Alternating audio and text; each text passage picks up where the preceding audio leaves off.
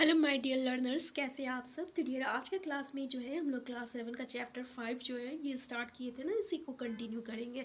तो डियर इसको दो पार्ट जो है कंप्लीट हो चुका है, ये इसका थर्ड पार्ट है और आज की क्लास में जो है हम लोग इसको पूरी कंप्लीट कर लेंगे। तो डियर पहले का दो पार्ट का लिंक आपको डिस्क्रिप्शन बॉक्स में मिल जाएगा और इससे आगे का जो चैप्टर है ना, अगर आप उसको देखना चाहेंगे तो आप साइंस फॉर सीटेड के नाम से जो है प्ले देख सकते हैं, प्ले में जाके।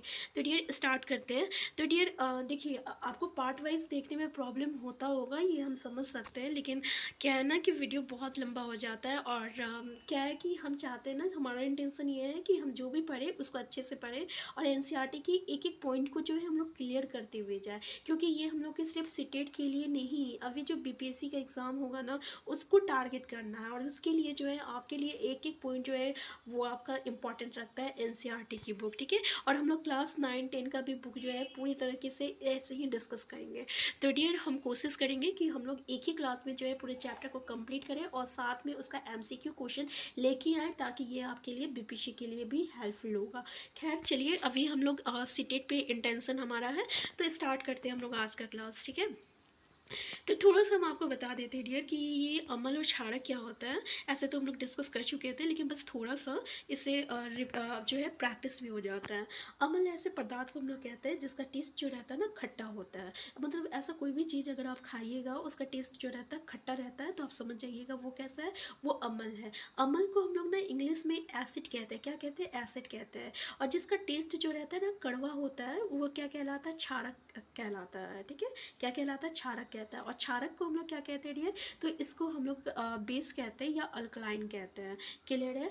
तो एक आज चीज़ होता है सूचक। ये सूचक होता क्या है? तो ये पदार्थ है ना जो कि हम लोग को ये बताता है कि कोई भी पदार्थ जो है वो अम्ल है या आपका क्षारक है। जैसे कि हम लोग नींबू है, अगर नींबू को टेस्ट करेंगे तो वो पता चल जाएगा कि वो आपका खट्टा है, लेकिन आप एसिड को टेस्ट नहीं कर सकते। जैसे कि HCl, ये हाइड्रोक्लोरिक एसिड है। क्या इस अम्ल को हम लोग टेस्ट कर सकते हैं? नहीं, ये हमारे लिए हार्मफुल है, इसको हम लोग टेस्ट नहीं कर सकते हैं। तो इसको कैसे जानेंगे कि ये अम्ल है? तो इसको क्या करेगा, इसी को बताने के लिए जिस चीज़ का हम लोग यूज़ करते हैं ना, जिस पदार्थ का यूज़ करते हैं उसको हम लोग क्या कहते हैं? सूचक कहते हैं। क्लियर है यहाँ तक?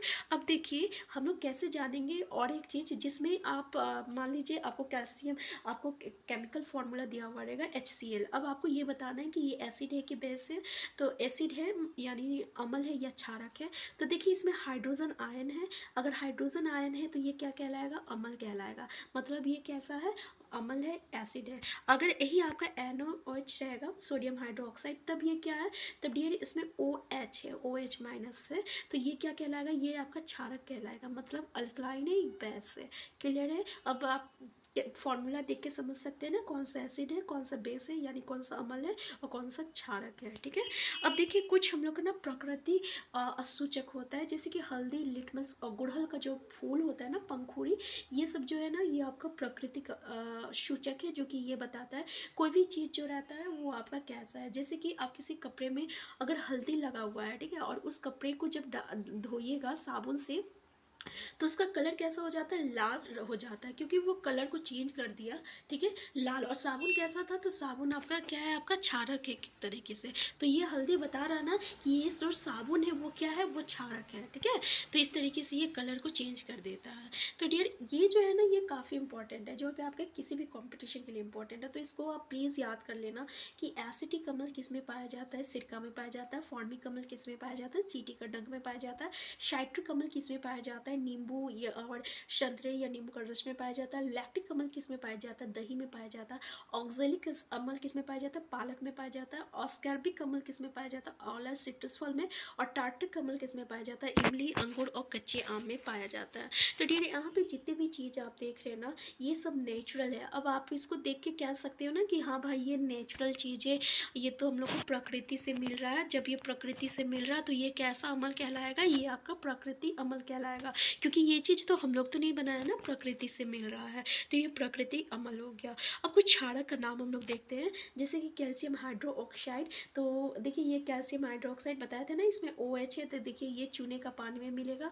अमोनियम हाइड्रो ऑक्साइड, ठीक है, ये आपका खिड़की के कांच आदि में ये जो माजक रहता है ना उसमें प्रेजेंट रहता है। सोडियम हाइड्रोक्साइड, पोटासियम हाइड्रोक्साइड, ये क्या है, ये आपका साबुन में मिलता है। और के पोटासियम के से रहता है, के से हम लोग पोटासियम होता है। मैग्नीशियम हाइड्रोक्साइड, मैग्नीशियम हाइड्रोक्साइड क्या होता है, दूधिया मैग्नीशियम होता है, जिसको मिल्क ऑफ मैग्नीशिया कहते हैं। क्लियर है, तो ये आपका मैग्नीशियम हाइड्रोक्साइड हो गया, MgOH, ठीक है, इसको दूधिया मैग्नीशियम कहते हैं, मिल्क ऑफ मैग्नीशिया। तो डियर ये बस एक बार याद रखिएगा। तो एक चीज़ आता है लिटमस। लिटमस एक तरह का प्रकृति सूचक है, जो कि ये बता रहा कोई भी चीज़ जो है वो एसिड है या बेस है। जैसे कि अगर ये किसी अम्लीय विलयन में मिल जाता है तो ये क्या करता है, उसका रंग को लाल कर देता है। और जब ये किसी क्षारक में मिलाया जाता है, ठीक है, तो उसका कलर कैसा कर देता है, नीला कर देता है। अब ये चीज़ को आपको याद रखना है कि ये जो लिटमस है, अगर वो अम्लीय में मिला रहा है तो उसका रंग क्या कर रहा है, तो लाल कर रहा है, तो वो विलयन कैसा कहलाएगा, अम्लीय कहलाएगा। अगर वो किसी चीज़ में मिलाया जा रहा है, उसका कलर नीला कर दे रहा है लिटमस, तो वो कैसा सब्सटेंस है, कैसा विलयन है, वो क्षारीय विलयन है। क्लियर है यहाँ तक। तो ये जो लिटमस है ना, ये आपका लिटमस पत्र कागज के रूप में पाया जाता है, जिसको हम लोग लिटमस पत्र कहते हैं। और ये लाल और नीले लिटमस के रूप में जो रहता है हम लोगों को मिलता है, ठीक है, लाल और नीले लिटमस के रूप में। जैसे कि यहाँ पे देखिएगा कि ये जो अमल रहता है ना, ये नीले लिटमस को लाल कर देता है। अब ये चीज़ को याद रखिए कि जो कोई भी पदार्थ है, अगर वो अमल है और अगर हम लोग उसको नीले लिटमस पत्र में डाल रहे हैं तो उसका कलर को वो लाल कर देगा, ठीक है। और अगर कोई भी सब्सटेंस क्षारक है और उसको हम लोग लाल लिटमस पत्र में डाल रहे हैं तो उसका कलर क्या कर देता है, नीला कर देता है। क्लियर है। अब हम लोग ऐसे सूचक को यूज़ करेंगे जिसका नाम है फिनोफैथलीन, ठीक है। तो इसको हम लोग यूज़ करेंगे, लेकिन इससे पहले थोड़ा सा बता दें कि हम लोग गुलाब का सॉरी ये क्या कहते हैं, पंखुड़ी जो यूज़ कर रहे हैं ना, गुड़हल का पंखुड़ी, तो वो जो रहता है अगर वो अम्लीय विलयन में लाया जाता है तो कैसा कलर देता है, गुलाबी मैजेंटा देता है। और अगर वो क्षारकीय विलयन में मिलाते हैं तो कैसा कलर देता है, हरा कलर देता है, ठीक है। देखिए अब यही चीज़ जो है आपके लिए इम्पॉर्टेंट है और यही चीज़ जो है एग्ज़ाम में पूछा जाता है, तो इस बात को आप लोग ध्यान दीजिएगा। क्वेश्चन जो रहता है यहीं से बनता है, ठीक है। अब डियर हम लोग एक उदासीनीकरण के बारे में डिस्कस करते हैं। आज का क्लास हम लोग का यहाँ से स्टार्ट होगा, उदासीनीकरण। तो क्या होता है डियर कि जब भी हम लोग किसी अमल को या क्षारक को साथ में मिलाते हैं तब क्या होता है। अब हम लोग ये चीज़ को यहाँ पे डिस्कस करेंगे। तो एक एक्सपेरिमेंट किया जा रहा है, इसमें क्या है, हम लोग कुछ हाइड्रोक्लोरिक अम्ल लेंगे और उसमें जो है हम लोग फिनोफैथलीन को 2-3 बूंद डालते हैं और फिर उसका जो है हम लोग उसको इस तरीके से हिलाएंगे और फिर देखेंगे कि उसका कलर में कोई चेंज हुआ है कि नहीं हुआ है, ठीक है। फिर अम्लीय विलयन को लेते विलयन में हम लोग सोडियम हाइड्रोक्साइड को, किसको, सोडियम हाइड्रोक्साइड को, ये क्या है, ये एक क्षारक है, उसमें डालते हैं और फिर धीरे धीरे देखें हिलाएंगे, फिर देखेंगे उसका कलर जो है कैसा आ रहा है, हल्का गुलाबी रंग ना आ जाए, ठीक है। जब तक कि हल्का गुलाबी रंग ना आ जाए तब तक हम लोग क्या करेंगे, उसको हिलाते रहेंगे और उसमें जो है एक एक बूंद जो है सोडियम हाइड्रोक्साइड डालते रहेंगे। ये एक्सपेरिमेंट जो है हम लोग को क्लास 12 में जाके करना है, बस अभी आपको इन्फॉर्मेशन दे दिया गया है। जब हम लोग उसमें जो है हाइड्रोक्लोरिक अम्ल की एक बूंद और डालते हैं तब क्या हो जाता है, वो रंगीन हो जाता है, मतलब उसका कलर ख़त्म हो जाता है। और फिर से जब हम लोग सोडियम हाइड्रोक्साइड डालते हैं तो उसका कलर जो रहता है बदल जाता है और वो गुलाबी हो जाता है। तो इससे हम लोग को क्या पता चला डियर, इससे हम लोग को ये पता चला कि जो विलयन अगर क्षारकीय होता है ना तो फिनोफैथलीन जो रहता है उसका रंग को गुलाबी कर देता है। और ठीक इसका उल्टा जब विलयन जो रहता है अम्लीय होता है तो उसका कलर जो रहता है रंगहीन कर देता है, मतलब कलरलेस कर देता है। क्लियर है यहाँ तक। तो फिनोफैथलीन क्या कर रहा है, फिनोफैथलीन जो है क्षारक को गुलाबी रंग देता है, ये इम्पॉर्टेंट है। और अम्ल को क्या करता है, रंगहीन कर देता है। क्लियर है। अब डियर क्या होता है ना, जब हम लोग किसी अमल को क्षारक में मिलाते हैं तब क्या होता है, तो पता है ये क्या करता है, ये एक दूसरे को जो है ना उदासीन कर देता है। इसको हम लोग इंग्लिश में न्यूट्रलाइज कहते हैं। जब एक दूसरे का प्रभाव को कम कर देता है तो उसको उदासीन कहते हैं, उसको न्यूट्रलाइज कहते हैं। ठीक है, तो इसको क्या कहता है, उदासीन कर देता है। ठीक है, यहाँ पे देखिए तो विलियन की प्रकृति ना तो अम्लीय रहती है और ना ही क्षारक रहते हैं। अब वो दोनों को मिला दिए ना, तो ना ही वो क्या है, अम्लीय है, ना ही वो क्षारक है। ठीक है, तो अम्ल तथा क्षारक दोनों की ही प्रकृति जो है लुप्त हो जाती है, मतलब वो दोनों का जो प्रॉपर्टीज है वो खत्म हो जाता है और वो कैसा हो जाता है, उदासीनीकरण हो जाता है। ठीक है, तो जब भी ये उदासीनीकरण, ये जो प्रक्रिया होता है, तब क्या होता है, तो उसमें ना आपका एनर्जी मतलब हीट निकलता है, गर्म हो जाता है वो, और साथ साथ जो देता है पानी भी देता है। तो उदासीनीकरण जो प्रक्रिया होता है ना, उससे जो पदार्थ बनता है, नया सब्सटेंस जो बन रहा है उसको हम लोग लवण कहते हैं। क्या कहते हैं, लवण कहते हैं। और ये जो लवण है ना, या तो वो अम्लीय भी हो सकता है, क्षारक भी हो सकता है, या उदासीन भी हो सकता है। ये तीनों प्रकृति का होता है, क्योंकि वो अम्ल और क्षारक से बन रहा, देखिए वो अम्ल और यहाँ पे देखिए ये आपका प्रक्रिया दिखाया गया है, अम्ल और क्षारक से बन रहा, तो ये लवण देता है। और ये जो लवण है ये अम्ल भी हो सकता है, क्षारक भी हो सकता है, उदासीन भी हो सकता है, और साथ में ये जल भी दे रहा है। जैसे कि अभी जो एक्सपेरिमेंट किए थे हम लोग, हाइड्रोक्लोरिक एसिड में सोडियम हाइड्रोक्साइड डाल रहे थे, तो ये सोडियम क्लोराइड दे रहा था और वाटर दे रहा है, और साथ साथ एनर्जी रिलीज कर रहा है। ठीक है, एनर्जी यानी गर्म कर दे रहा है, हीट रिलीज हो रहा है। क्लियर है यहाँ तक। ये उदासीनीकरण वाला प्रक्रिया को अच्छे से देख लीजिएगा। ठीक है डियर, अब हम लोग देखते हैं कि हम लोग का जो दैनिक जीवन है, डे टू डे लाइफ में जो उदासीनीकरण का उदाहरण कहाँ कहाँ है। तो अपाचन, अपाचन मतलब कभी कभी हम लोग खाते हैं और वो मतलब कि ठीक से पचता नहीं है, तो उसमें होता क्या है, उसमें क्या होता है ना कि हम लोग का आमाशय में जो अम्ल की आवश्यकता जो रहती है ना, वो जितना हम लोग को चाहिए उससे अधिक बढ़ जाता है। इसलिए काफ़ी हम लोग को उस समय बहुत पेट दर्द होता है, काफ़ी हम लोग को उसमें कष्ट होता है। तो उससे मुक्ति पाने के लिए हम लोग क्या कहते हैं, दूधिया मैग्नीशियम यूज़ करेंगे, दूधिया मैग्नीशियम। और दूधिया मैग्नीशियम जो रहता है ना, क्षारक होता है, तो वो क्या करता है ना, जिसको हम लोग मैग्नीशियम हाइड्रो ऑक्साइड कहते हैं। तो ये क्या करता है, जो अम्ल रहता है ना उसको उदासीन कर देता है, उसका जो प्रभाव रहता है उसको कम कर देता है। ठीक है, क्लियर है। तो ये हम लोग का डेली लाइफ का में एक एग्जाम्पल दिया गया है उदासीनीकरण का।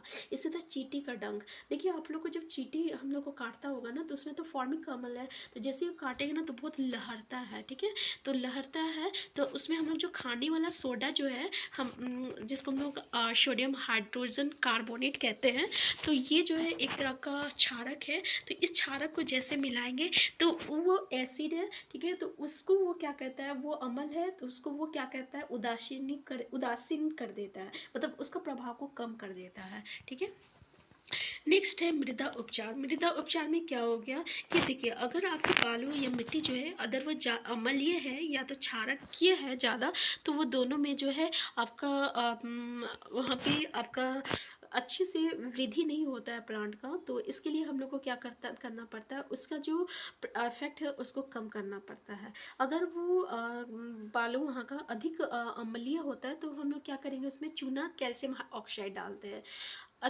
या चूना कैल्शियम हाइड्रोक्साइड डालते हैं। ठीक है, और अगर वो क्षारक है तो हम लोग क्या करेंगे, उसमें जैव पदार्थ मिलाते हैं, क्योंकि जैव पदार्थ जो रहता है वो अम्ल निकालता है। ठीक है, और इस तरीके से वो क्षार की प्रकृति को क्या कर देता है, उदासीन कर देता है। अब ये थोड़ा सा समझने की ज़रूरत है, बहुत ही ज़्यादा दिक्कत वाली बात नहीं है, बहुत ही अच्छी तरीके से हम उम्मीद करते हैं कि आप समझ गए होंगे।